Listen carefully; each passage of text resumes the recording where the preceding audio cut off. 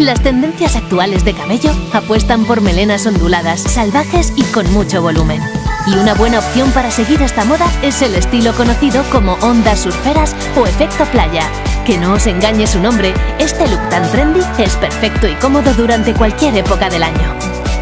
Os explicamos cómo lograr estas ondas naturales perfectamente imperfectas desde casa, sin pisar la peluquería y sin utilizar utensilios como planchas para el pelo. Os presentamos el spray texturizante Ondas Surferas Hair Styling de Agrado, elegido producto del año 2018 por más de 10.000 consumidores. Es una solución rápida y sencilla a la búsqueda de este look, además efectiva en todo tipo de cabellos. Este spray texturizante funciona gracias a que contiene activos que ayudan a crear ondas suaves y naturales sin castigar el cabello y a que su composición incluye sal de mar.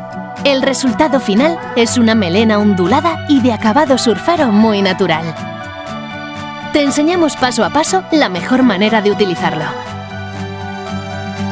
1.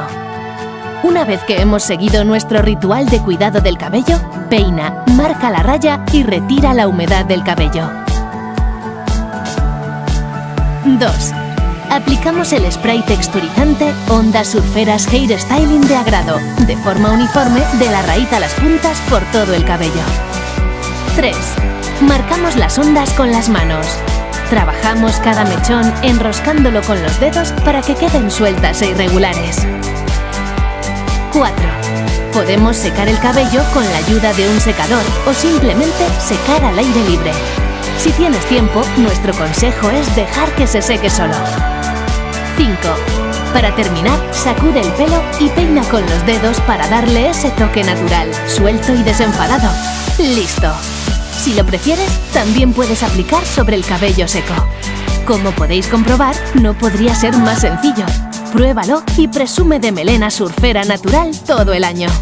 Spray texturizante Ondas Surferas Hair Styling de Agrado, elegido producto del año 2018 por más de 10.000 consumidores.